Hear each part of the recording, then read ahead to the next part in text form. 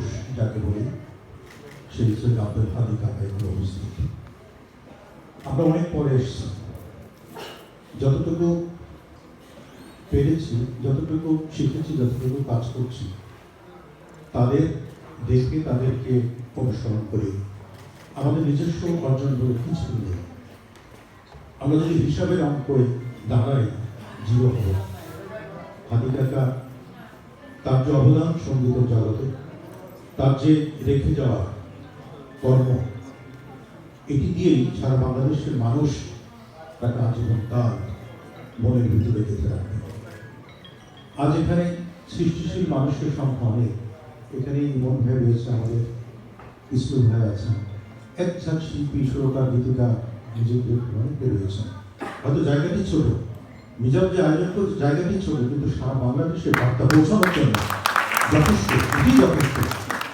সুস্থ সংস্কৃতি এবং সুস্থভাবে সংস্কৃতি চর্চার জন্য বেশি জায়গা লাগে না, সুস্থ সুন্দরটা মন লাগে। সেই মনের কর্ণধার সাইদ মাহমুদ। যখন ক্যাসেট চলত পাটকুলিতে, নবপুর, এই ক্যাসেটের যুগে সাইদ মাহমুদের অবদান অনেক।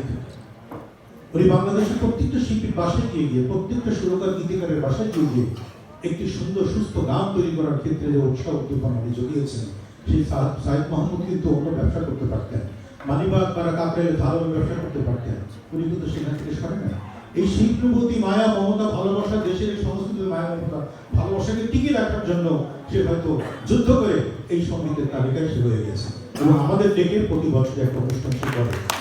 এই জন্য এই সাইদ মাহমুদের মতো লোক বাংলাদেশ থেকে বিলীন হয়ে যাচ্ছে। তারা মুখ ফিরে নিচ্ছে, তারা নিজেদেরকে সরিয়ে নিচ্ছে। একজন রকিব খান, একজন ডিএ ভাই, একজন আমাদের রেজাবুদ্দোল্লাহ চৌধুরী ভাই, কাজী ফারুক, আমাদের নলক রয়েছে, এখানে আমাদের বেলি রয়েছে, আমাদের তামান্না রয়েছে, অনেক অসংখ্য মানুষ সবার উৎসাহ যোগাচ্ছে সাইদ মাহমুদ। আমরা আশা করবো, যেমন কাকা বলেছে, ভালোবাসার সভ্যতা এখানে সবচেয়ে বড় প্রাধান্য। কি পেলাম কি না পেলাম সেটা বড় কথা নয়, মানুষের সাথে হৃদয়ের যে ভালোবাসার গন্ধ, এটুকু দিয়ে আমরা পথ চলতে চাই। আল্লাহ সবাইকে সুস্থ রাখুক, সুন্দর রাখুক।